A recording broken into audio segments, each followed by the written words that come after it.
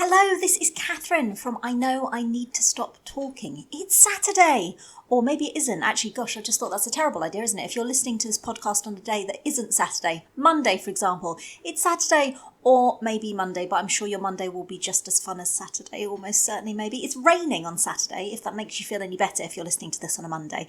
It is raining. I have had first-hand, up-close and personal experience with the rain today, which I will tell you more about shortly. But how are we all? We're on to what, week 2 of lockdown? I don't know, I've given up counting this year. Although, weirdly, for a year filled with a potentially lethal pandemic and multiple lockdowns and not being able to see anybody you love or do anything that you want to do, which is really nice ever again, actually 2020 has gone quite quickly, right? I know it's gone quite quickly because when I returned home earlier from my up-close and personal interaction with the rain, I returned back to find Mr. I Know I Need to Stop Talking. Now, he and I have always done our Christmas shopping separately. And it's safe to say we have two quite polarised approaches to Christmas shopping and Christmas present wrapping. My approach is I'll start thinking about it in December. I might actually do something about it by the second week of December, and pretty much cast iron guaranteed, Christmas Eve I will be one of those idiots running around the shops looking for last minute presents and typically up still wrapping at roughly midnight as the clock ticks over onto Christmas Day. That's my approach. Mr. I Know I Need to Stop Talking, contrary to lots of the stereotypes about men at Christmas, could not be more at the other end of that spectrum. So it was that I returned home earlier, having vaguely thought to myself, middle of November should probably start thinking about Christmas, not least because we've got the joys of Brexit coming, which probably means we won't even have anything able to come into the country anyway. Returned home, and he has not only done all, and I do mean all, of his Christmas shopping. We split the family, so he buys for his family, I buy for mine. It works very well. His family are always guaranteed gifts that are definitely there for the big day. My family, it's a little more touch and go, live on the edge, see what happens. But not only is all his Christmas shopping now completed, it is all wrapped. Yes, he has shopped and he has wrapped. It's a good job, really, isn't it, that opposites attract? We are very, very, very different people, certainly on the Christmas present wrapping front. But yes, so no, the year for me certainly has gone weirdly quickly.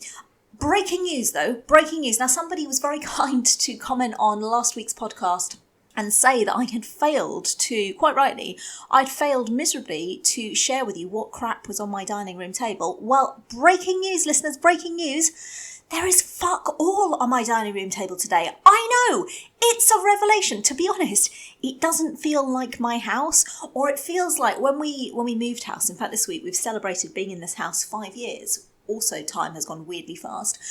And when we were selling the house, which was a horrendous process, our old house, we went through 4 buyers. It was horrific. When we were selling the house, we went through this process, obviously, as you do, if you want your house to look... It's kind of weird, the house selling process, right? You kind of want your house to look as though nobody lives there, like it's a show home. That's basically was sort of the extent that we went to. And it was horrendous. We've probably never argued so much as a family, because anytime anybody got anything out or, kind of tried to do anything at all, the kids would be like, I need a poo. Well, how much do you need a poo? We've got viewers coming around this evening. Can you hold it in until tomorrow? Yeah, very strange experience. But yeah, my dining room is weird. It certainly doesn't look like I live here at all. It's very odd. But no, so there's no excitement to tell you about my dining room table at all. Just looking around the rest of the dining room to see if there's any objects of interest. There is the delightful and divisive, I was going to say ornament, but I'm not convinced. I think this would be stretching the realms of possibility of what the Oxford Dictionary would classify as ornament. But I have on my windowsill, my dining room looks out over the front of the house, and on my windowsill is a ornament, that's very much in inverted commas in case you couldn't tell from the dripping sarcasm in my voice, an ornament that Mr. I Know I Need to Stop Talking and Jamie went out shopping one day. And I don't know who persuaded who, but the upshot was they both managed to persuade the other that this was something that Mum would really like. Spoiler alert, Mum really, really, really does not like a life-size replica ram's skull on a stand sitting in the middle of her window of her dining room overlooking her front garden. But that was what the boys convinced them was the case. So we're in like a little bit of a war of attrition with this ram's skull, Mr. I Know I Need to Stop Talking and I. It was originally in the middle of the windowsill, and since lockdown started, we've been working from home, and I've been working from home in the dining room. It was originally in the middle. I've gradually shifted it further and further left. At the moment, I'm winning the war. It is pushed right back sideways on against the wall there. It's one of those things that really I need somebody lovely that we really love to come round and to break it, because if it breaks on my watch, I think it's going to be very clear to everybody that that was not an accident. But yeah, that's probably the most bonkers object I can see. So yeah, the dining room table is currently empty. The reason it's empty, I haven't had some like fit of madness and tidied it for no good reason. Goodness me, no. Who has time for that? We are having a debate at the moment as to whether we should move it from the dining room, which sounds an odd thing to do with the dining room table, I hear you. But we have a conservatory space at the back, which we're very lucky to have, which currently houses the cats. Now, I love my cats, but giving them an entire room of a house probably feels a little bit overkill. So we may move it to the conservatory. The reason this is quite such a procedure is this is not just any dining room table. Oh no. No, this particular dining room table, when we sort of moved into the house and had the dining room done, Mr. I know I need to stop talking said, we obviously knew we needed to get a table. He said, oh, we'll get a new table. Well, we had a dining room table, so I was a little puzzled by that time. I said, okay, fair enough. If you want to get a new table, that's fine. We can sell the old table. We can get a new table. That's fine.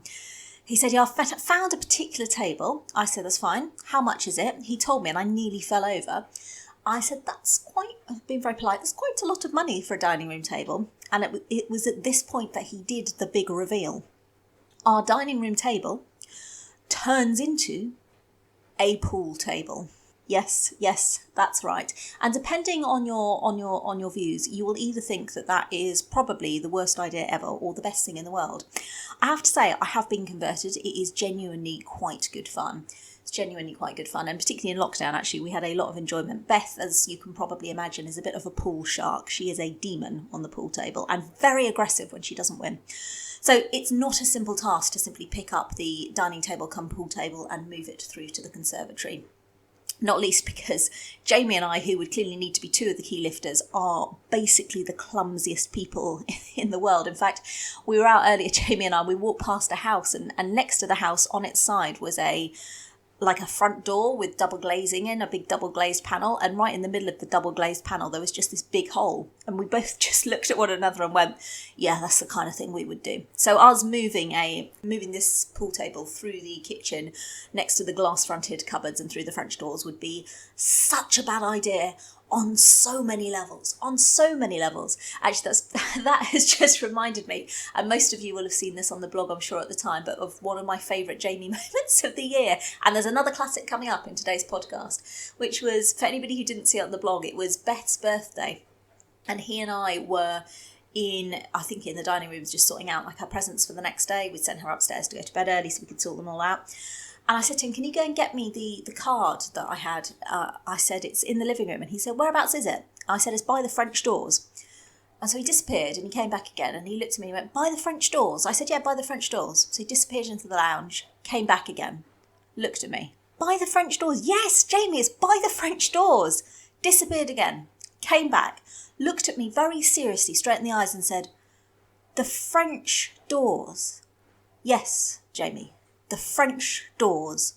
And then there was a little delighted, completely bamboozled pause, and he looked at me with utter confusion written all over his face, and he went, as in, bonjour. And I suppose if you've never heard the phrase French doors, why would you know that double doors are French doors? Anyway, I don't know how we got onto that topic. But yes, my dining room table is clear. Also on the subject of household objects and appliances, the dishwasher is on, you can possibly hear it in the background, but has only just started its cycle. So I'm really, really, really hopeful and optimistic that we won't suddenly get a load of beeping halfway through. But who knows? Someone will probably set off the smoke alarm, won't they? I've clearly tempted fate there. We'll see what happens. And while my dining room table may be empty, rest assured, I'm not suddenly living in a show home. The floor around my dining room table, as we go into the kitchen, kind of through the little sort of next to where the fridges are, more on the fridges shortly, and past my tumble dryer, is just, it's a sea of washing. And I never knew how complex it could be to pick up items of dried, clean washing and transfer them to the cupboards in your bedroom until I had children. And goodness me, it is something else. It is something else. To be honest, I kind of wonder why we bothered buying cupboards. It feels like cupboards are probably a little bit of a redundant household item. Jamie's bedroom, my God. Jamie's bedroom, it's like a sea of clothing. It's like Primark in the sales. That is what Jamie's bedroom is like. It is literally, it's like Primark at the end of a Saturday on peak sale on Boxing Day or whenever the sales start these days. Sales are all year round these days, aren't they? Like everything's on sale. Anyway, that is Jamie's bedroom. And he has such a delightfully, I don't know, blinkered or just, he's terribly relaxed about everything in life ever. And you sort of have conversations with him, and Jamie, you've got to sort your room out. And he looks at me genuine, all wide-eyed, and goes, why? I'm like, because you can't. I go in at night to say goodnight to him. It's like an episode of Takeshi's Castle. I'm like trying to traverse this floor of clothing and school bags and fucking Lego. I swear that is probably the worst household injury, isn't it? I think it's worse than stepping on an upturned plug. Is having Darth bloody Maul and his little pointy nose things stuck in the ball of your foot. Dear God. But yeah, it's like an episode of Takeshi's Castle trying to go and say goodnight to Jamie. And yeah, he just looks at me blankly and goes, what do you mean my room? What's the matter with my room? What needs doing with my room? God love him. God love him. But yes, despite the cleanness of my dining room table, it's been another week of chaos, really. The peak of which undoubtedly was what shall forever be known in the house forevermore as the milk incident. And I appreciate that I blogged about this, but I know that not everybody would have seen it on the blog. And I feel like this is probably a story that takes on greater resonance when told. So for the sake of those of you who perhaps didn't see it on the blog or missed it or choose to listen to the podcast instead, it's safe to say that Wednesday morning got off to a challenging start. So we woke up a bit late as a family, and that in itself is not necessarily an issue because we have a bit of leeway in the morning. The schools are nearby, so okay, that was fine. We came downstairs, and the kids are pretty good these days. They tend to get themselves up and get themselves ready. So I sat down at the dining room to do my makeup. Started doing my makeup, and after a bit Beth wandered in and she sat down and she was kind of pretty much ready. So at that point, and I think this is probably when it started to go wrong, I made that fatal error of thinking to myself, feels like we're pretty on top of things here. Oh, how the universe laughed. How the universe laughed. Now, as I'd come downstairs that morning, I had, as I say, the cats are kept in our conservatory at night, and I looked through the doors as I'd come down, and I'd clocked that there was, as standard, an offering to their human gods. Actually, I'm kidding myself if I think that we're their gods. I think there's probably some far higher spirit cat god that they're actually worshipping to. But anyway, whoever they were making their sacrifices to, they brought us a nice, large, dead rat. It was fucking massive. It was like the size of my forearm. It was like some kind of fucked up Dr. Seuss character. It was fucking huge. And we have to split the chores in the house now that the children are older, so Jamie elected that he wanted to take on doing the cats, and even when we said that does mean dealing with the sacrifices, he was like, yep, fine, no problem. So I was sat there doing my makeup, Beth was sitting at the end of the table just sorting out her hair, and Jamie came downstairs. And at that point I called over to him and I said, oh, Jamie, look what you've got. You've got a rat? That was my phraseology. Beth, for reasons known to fucking nobody, because who even knows, because she is Beth and insane, at that point leapt about 12 foot in the air, started screaming and crying, because when I'd said, Jamie, you've got a rat, Beth had interpreted that as, Beth, you've got a rat, and it's crawling up the sleeve of your jumper and it's about to bite your elbow. I don't understand. So she's hysterically screaming and crying. So that was good. Jamie's nonplussed. He's like, okay, cool. I'm going to go and sort it out. And then at that point, he walks over to the fridge. And this is when my fraught morning goes from being fraught to something out of a fucking horror film. I have never seen anything like it in my life. So Jamie opens the fridge. Jamie, as I say, is probably one of the most calmest, sanguine, nicest, chilled out guys you could ever meet. And in classically understated Jamie tones, he goes, Mum, I think we've got a bit of a problem here. And I look over and my first reaction is to scream, we've got a bit of a problem. No fucking shit. Because Jamie has opened the fridge, and as he's done so, milk. Oh my goodness me. It is cascading out of the fridge. It is ricocheting off the fucking walls, the floors, the cabinets. It's soaking ours. It's soaking into our clothes. And this is not just any milk. Oh no. This is milk which has gone very, very, very bad. Now, I don't tend to drink milk, and believe me, if I had drunk milk before, I think after this incident I would probably never drink milk again. But nonetheless, we have milk in the house, the children have milk on their cereal, Jamie likes to drink it by the glass. So we typically each week will get a 4-pinter, which will last us for the week. And when the supermarket delivery shop turns up, we have a responsibility to make sure that if there's any milk left, that we kind of do a stock rotation system, if you were. So the oldest milk comes to the front and the newest milk sits behind it in the door. And all is well. And that system has worked perfectly for the last 5 years until Wednesday. Because what had happened, it transpires, is one of the 4-pinters in the door of the fridge was not, it turned out, the most recent 4-pinter. No. That little 4-pinter had sat there festering malevolently away for weeks and weeks and weeks, until it had reached the point where it had gone so festeringly rotten, the whole fucking milk carton exploded. And I can tell you that the only thing worse than your entire kitchen being filled with milk is your entire kitchen being filled by rotting, festering, stinking to high heavens. Oh dear God, it smelt like something had died. If I thought Jamie's camembert smell was bad, that had nothing on this. And it was fucking everywhere. Literally, it was pouring out of the fridge. And it was one of those moments where you just stand there and you just think, fuck, when is the proper grown-up coming to sort this out? And then it dawns on you, no, you are the proper grown-up. The proper grown-up is you. Fucking hate being a grown-up at times like this. And I clocked the time on the kitchen clock, and there were 7 minutes until we absolutely had to walk out the door. And for a moment I just thought about sitting down on the floor and bursting into tears. But my kids are brilliant. And as I was standing there, genuinely thinking that I might cry, there was a little figure wandered over by my side, rat hysteria finally forgotten.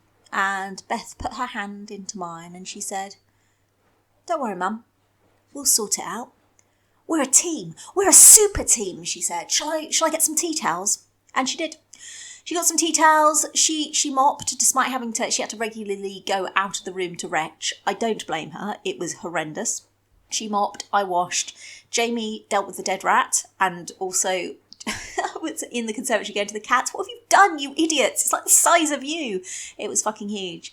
And incredibly, 7 minutes later, with just enough time for me to draw in the wings on my winged eyeliner, because priorities, we were out the door and the kitchen smelt only the vaguest sense of festering dairy, which frankly, given the starting point, was very, very, very impressive.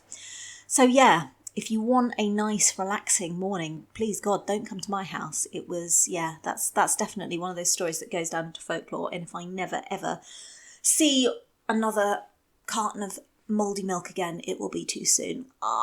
Horrific. Yeah, no, deeply, deeply unpleasant. And then to top that off, I was like, okay, great, right, this is horrendous. Then to top that off, then I walked out into the hallway. I think it was the next day, actually. I walked out into the hallway, having just finished a call for work, walked out to the hallway, and in the middle of the floor was an object. And you know when you look at something and you're like, I actually don't know what that is. And I stared at it for quite some time, and then got a bit braver and looked much closer. I took a photo of it because I was so bemused by what it was. And then when the kids came back that night, I called them and I said, "Guess what the cats brought me today? Guess what they brought me?" And they were like, "I don't know." So I showed them the photo. I said, "Here you go. What do you think this is?" And Jamie looked at it for the longest time. And he looked baffled. He went, I don't know. He said, "Is it an octopus?" An octopus? In what world have the cats brought an octopus in, you absolute maniac? It's a frog. Oh yeah, he said, I wondered why it only had 2 legs. For the love of God, he's a bright boy, but seriously, I do worry. So yeah, goodness knows what the cat's gonna rock up with yet. But yeah, chaos. A chaotic week. But also some brilliant moments this week. And my absolute high point, which again I shared on the blog at the time, was that the lady who got in touch with me after we'd been in touch way back at the start of the year in the first lockdown. And she posted on a post of mine, and it was like a Friday night check-in to see how everybody was doing. And she posted, and she'd been really honest, and she'd said, I'm really struggling right now. And as I tried to do in those circumstances, I said, well, look, if you want to message me, because sometimes weirdly, it can sometimes be easier to talk to a stranger, can't it, than talking perhaps to family and friends. So I said, look, if you want to message me, you're more than welcome. And she did, and we had a really lovely chat, and she told me what was going on in her life, which was horrendous. She was dealing with a huge amount.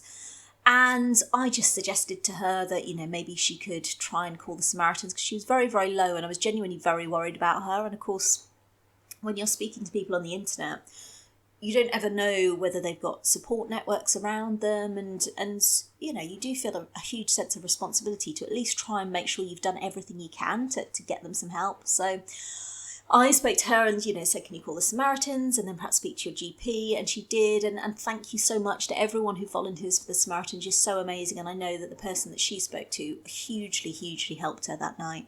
She then went on to speak to her GP. She was then able to access some counselling. And we checked in on each other for a few weeks. And then the last message I had from her, probably back in April time, she said that she was getting counselling and she was really starting to feel quite a lot better. And then, as is often the way, things went quiet, and I probably didn't worry as much as I certainly would have done if that had happened earlier in our conversation, because it felt like she had some support in place in real life.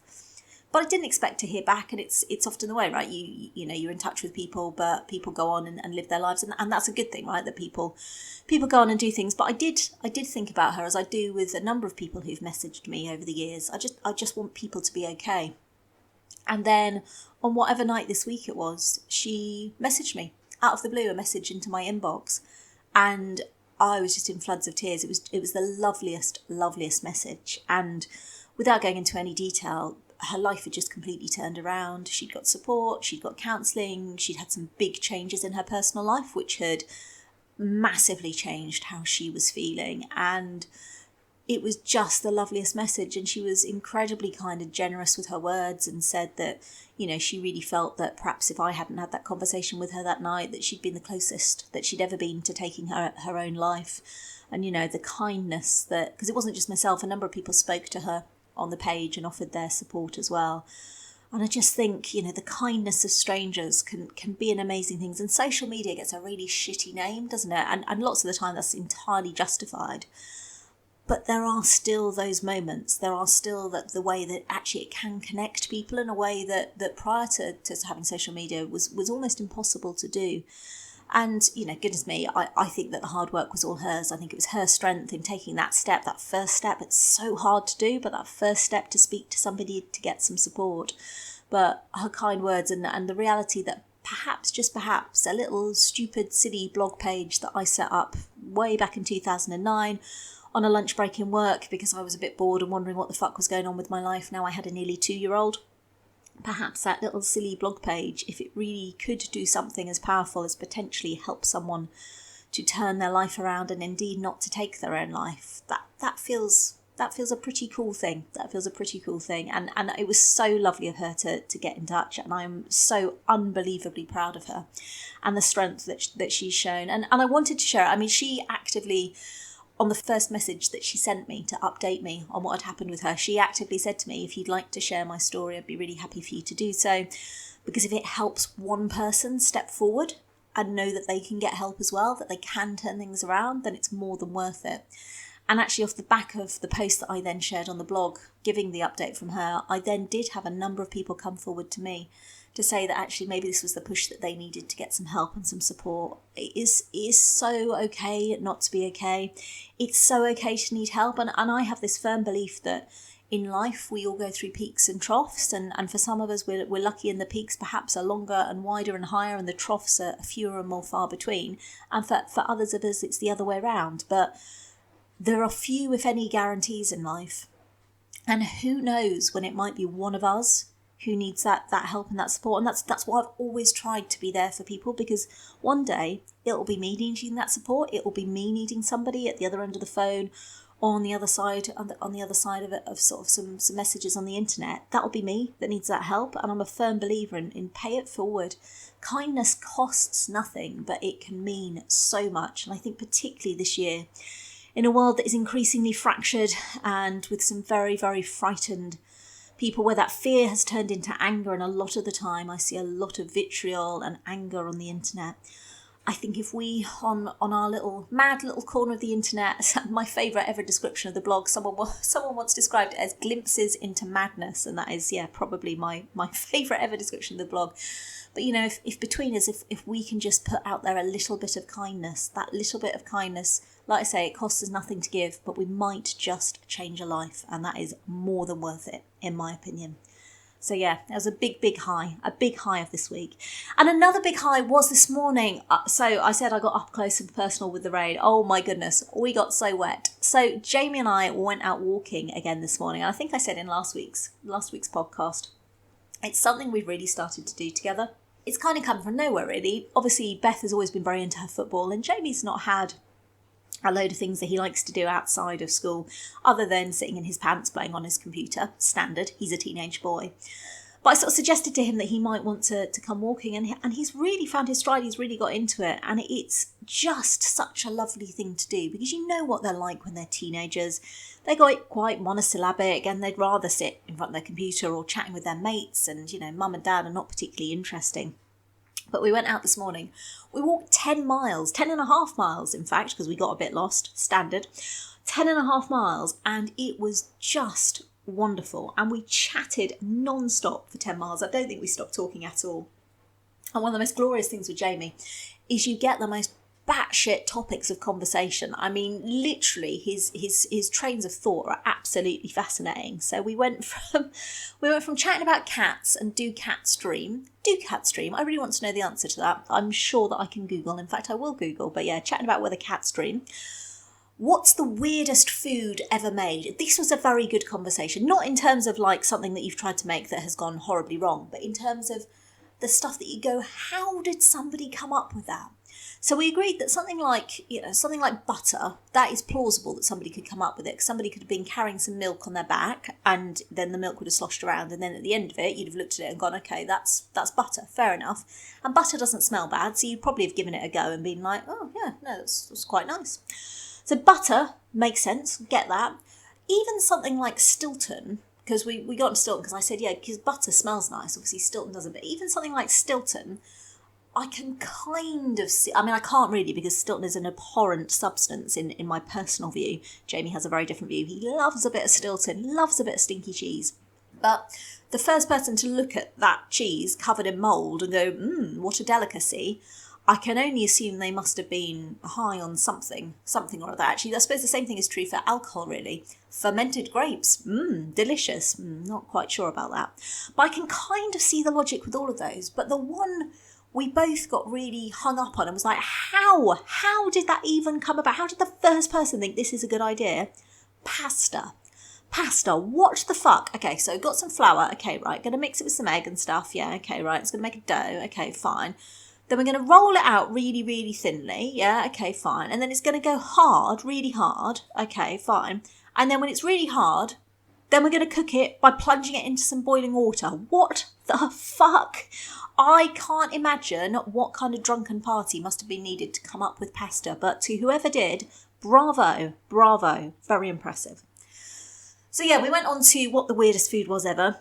Then we started chatting about veganism. We've talked a lot about the environment, Jamie and I. He's very into it. He's got a brilliant geography teacher this year at school, so his interest has been really piqued in the environment. So we're chatting about veganism and whether we could go vegan, and it led to one of my all-time Jamie classics. He does come out with some corkers. So we're walking along, and I said, I was thinking about, maybe whether could I go vegan? Should I do it? Would it be a good thing to do? Would I be able to do it? It's quite a lifestyle commitment to go vegan. And he said, yeah. And Jamie really likes all his food. He's not a fussy eater at all. He likes anything from his camembert to, he still talks fondly about the time a few years ago we went to a restaurant and they were serving goat. and Jamie had goat and declared it to be the best meal he's ever had. So he's quite an adventurous eater.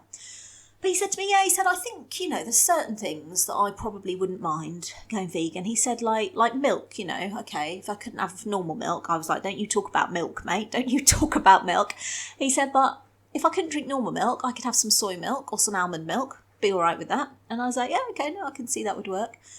He said, and then, certain type of fish. I could probably give up certain types of fish. I said, okay, like what kinds of fish? He said, well, if I went to the fish and chip shop, he said, the fish that you have in fish and chips, I said, what, like a cod or a haddock? He said, yeah. He said, if I was a vegan, he said, I wouldn't mind not having that from the fish and chip shop. He said, because then I'd just get a steak pie instead. And there was this stunned silence where we both looked at each other. Then he started laughing his head off. He went, oh no, that wouldn't work for veganism, wouldn't it? No, son. No, I don't think, however lax you are with your veganism, I don't think a steak pie is typically accepted by vegans as something which falls within their diet. Oh, God love him. But yeah, 10 miles, it was glorious. We got absolutely soaking wet, absolutely drenched. It poured, but then we're very lucky. We live quite near to the sea, and we have a few footpaths that we know really, really, really well. And started to kind of, think, things might be challenging here when you start to see the warning signs saying, oh yes, we've had to bring in flood defences to protect the surrounding properties. And okay, cool. And then we got down to part of the footpath, and probably about 5 metres, it was just completely submerged where the tide had come right in. All the sensible people were turning around and turning back and going a different route. I looked at Jamie, and to be very clear, you shouldn't mess around near seas, and tides are very dangerous, but this was a 5 metre stretch right next to some wall and stuff, so it was genuinely quite safe. I looked at Jamie, and Jamie looked at me, and he said, are we going to go back? I said, no, we're going to run through it. And he looked at me frankly, and he went, go on then. And so we both ran through the water, which probably came up to about to our knees. We were not wearing clothing even slightly that was suitable for running through seawater. In fact, I think my trainers are still in the washing machine about to be dried. And it was just glorious. It was just wonderful. And it's just turned out to be such a good way for the two of us connecting. It's been a joy. And then on the way home, we stopped off, and I bought him his camembert and took him in and cooked him his camembert, because greater love has no mum for her son than cooking fucking camembert. Horrendous. Don't get the cheese thing at all. The other thing that popped up on my time hop this week from years past of the blog, and I should probably repost this on the blog, was period pants. Anybody remember the post about period pants? Oh my God. So if I haven't bored you with this already, I'm going to. Period pants are the greatest fucking game changer for periods since, anything. They are unbelievable. So I first came across them a couple of years ago. I think they popped up on a lot of targeted Facebook ads. So well done, period pants makers. You found your target. I suspect Celebrity Flaps dies hard, and basically anything even related to the lower female genital areas. Advertisers are like, yeah, Celebrity Flaps, she'll love this. So they popped up, and I was like, okay, well, I'll give it a go. Why not? I'll give it a go. I'm a bit over periods. I do think, by the time you get to sort of my age, nearly 40, you're just a bit done. I'm like, yep, periods done, tick, move on. So I thought I'll give them a go. I had no real expectations, to be honest. I kind of thought, okay, maybe for days before you start your period and you're spotting a bit, or maybe even for period days, but they'll probably smell, they'll stick to your legs like sanitary towels, and they just won't do the job. They are fucking miracle workers. I cannot stress enough, and I said this at the time, I am not sponsored by period pants. This is not an advert. I have never been paid to buy period pants. I've bought all my own pairs myself. They are fucking miracle workers. I think I described it at the time. It's like Derren Brown took your periods and made them disappear. Actual magic. It's weird. It's really weird. They're really comfortable. Big pants. God, I love big pants. If I could go back to 18-year-old me and give her some advice, top of that list would be ditch the thongs, love. Wear the big pants. Oh, it's a treat. So they're huge. They're really comfortable. They're really, really soft. They wash brilliantly. You're not meant to tumble dry them, but actually I do with mine, and they are fine. And so certainly for me, bar my heaviest day of my period, and I would be completely honest and say I'm quite lucky. I have probably light to medium flow on most days of my period. I have one heavy day, and on that day I have to supplement with a tampon. Outside of that, they are miracle workers. Literally, you put them on in the morning, you go through your day, you've had your period, you notice a bit of blood when you wipe, but mine are black, so you don't see any blood on the pants. You take them off at the end of the day, you rinse them in the sink, which me and my friend Alice have determined is one of the best bits about period pants, because it's a little bit gross, but it's also a beautiful thing seeing your own menstrual blood disappear down the plug hole, like one of those marbling pictures. Don't worry, I'm not going to marble with it, but it's a beautiful thing. So you take them off at the end of the day, you rinse them, you wash, you repeat, and it's like your period disappears. Genuinely, it is the weirdest thing. But God, I think, I love them now as an adult, they're amazing, but I think back to, I was 10 when I started my periods, and I think back to 10-year-old me, first girl in the class to get her periods, and I remember being so embarrassed. I remember I used to wear double layers of pants to try and hide the sanitary tabs and sticky stuff and everything. And I go, God, that's the same age Beth is now, and I just think of 10-year-old me having to deal with all that and the embarrassment, and because it is embarrassing when you first get your periods. I know there's this big thing about, it's a right of womanhood and blah blah blah. No, it's bleeding once a month, it's embarrassing, it makes you different, you stick out from your mates. That's the worst possible thing at that kind of age. It's shit. I think it's shit at that age, and the thought of Beth going through that, it just makes my heart break a little bit, sort of trying to cover up and conceal that it was happening. But even Beth, who up until now has had this fervent attitude of, I'm not having a period ever. Okay, possibly human biology is going to disagree with that. I don't care, not having a period ever. When I got them and I talked to the kids about them and I went, oh my God, this is amazing, look, this is fantastic. Even Beth turned around and went, yeah, well, I suppose if I have to have a period one day, I suppose they'd be all right. And it makes me so happy, because they do teenage sizes and things. It makes me so happy to think of future generations, maybe the first girls in the class to get the period or whatever, not having to go through what I did and just having something which is just a little bit more discreet and comfortable and just makes you feel a little bit happier at what can be quite a tough time in your life, I think. So yeah, God, I love period pants. I love them. They are quite expensive. They're about £20 to £25 a pair, but I compare that to what I would have spent on tampons and sanitary towels, and to me it is a bit of a no-brainer. So if one person out there maybe tries them as a result, I would see that as a good thing. They're not going to be for everybody, in the same way that moon cups scare me. They shouldn't scare me. I am a woman of the world. They scare the bejesus out of me. So I think, you may well be very happy with your moon cup or your tampons or your sanitary towels or whatever it is, but period pants are a game changer. And one of the things that I love most about period pants, and in fact that post that I shared at the time a couple of years ago, is there's a photo of me looking like a dick in the kitchen holding my period pants. And the thing I love most about that picture is it was taken by Jamie, and I just said to Jamie, I think he was doing his homework, I went, Jamie, can I borrow you for a minute? He went, yeah, what do you need? And I said, I just going to do a post about period pants. I said, can you take a picture of me holding my period pants? And he went, yeah, no problem. And he just came in, took some photos, went off, cool as you like. He is unbelievably cool about stuff like that. In fact, we were talking about periods the other night, and he went, I'm all right about periods. I am. And then wandered off, and I was like, yeah, I'm sure you are, son. You don't have to have fucking 12 tons of blood coming out your vag once a month. But he is a good boy. He is a good boy. So, remainder of the weekend, I am starting to plan for Christmas. This is such a change from the norm. Usually I am the person going, it's not 1st of December, how could you possibly put up your Christmas tree? God, I'm a miserable bugger, aren't I? This year I'm like, do you know what? Fuck it. Next year I might just leave up my Christmas tree all year. If we're going to have another year like 2020, fuck it, it's staying up. But this year I am completely going overboard for Christmas. I think I said last week, we are for the first time ever going to have Christmas at home, just the four of us.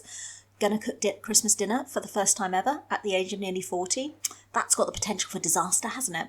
But the kids see this as a real positive, because I think they're trying to persuade me to do a practice run on Christmas dinner. And who knows, maybe I will. Maybe we'll have we come from an acting family. Maybe we'll do a dress rehearsal or a tech run at the very least. But yeah, I'll be doing my first ever Christmas dinner. Christmas puddings. I said last week I was going to make Christmas puddings.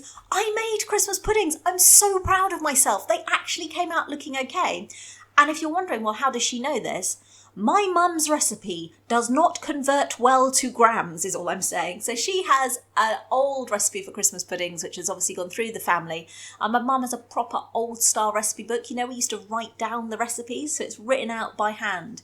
And so when she was down earlier in the year, I took a photograph of the recipe. She brought it down for me. And everything's in pounds and half pounds. And I thought I'd converted it correctly. I can only assume that I did not, because I shit you not, we had enough fucking Christmas puddings. Probably I could have gone out and given them to the street. I had 2 mixing bowls. They were overflowing with mixture. Beth's looking at me, shaking her head, going, oh, I think you've done something wrong here, to be honest. There's huge amounts of Christmas pudding mixture. But as a result, we were able to make them and then taste test them, because that's an important part of being a good chef, I have definitely decided, is the tasting. So yeah, made Christmas puddings. They actually worked. Tomorrow's challenge is to make the Christmas cake. We'll see how that goes. I'm very excited about feeding my Christmas cake with a shit ton of alcohol. I don't actually like cake. I know every time I say that you judge me. Same way as I say I don't like roast dinners and you all judge me. I don't actually like cake, but Mr. I Know I Need to Stop Talking definitely does. So I will have to create a Christmas cake that hopefully will do him proud, and we'll do that next. So yeah, definitely for me, the next few weeks of lockdown, I'm going to be focusing on a bit of prep for Christmas, and I have brought the most, I'm looking at it now, it's the most ridiculous tinsel you've ever seen. I'll try and put a photo up. I love Christmas, I love tinsel, I love tacky Christmas decorations, and I love pink. And this is the pinkest, most tinsely, tackiest tinsel you have ever seen in your life. Can't fucking wait. It's going on my... We have 2 Christmas trees because Mr. I Know I Need to Stop Talking has taste at Christmas, and I so do not. So he has a nice, tasteful gold Christmas tree. It's all coordinated. My Christmas tree in the other room looks like someone's thrown up Christmas on it. It's a fucking joy, and I cannot wait to get my pink, luminous, tinsely, tacky tinsel all around that bad boy. Bring it on. Bring it fucking on. Look after yourselves, my loves. It is strange and difficult times where you can find those little joys in the everydays. Be kind to you. Be kind to those around you. Look after yourselves, and I will see you next week. Take care. Lots of love.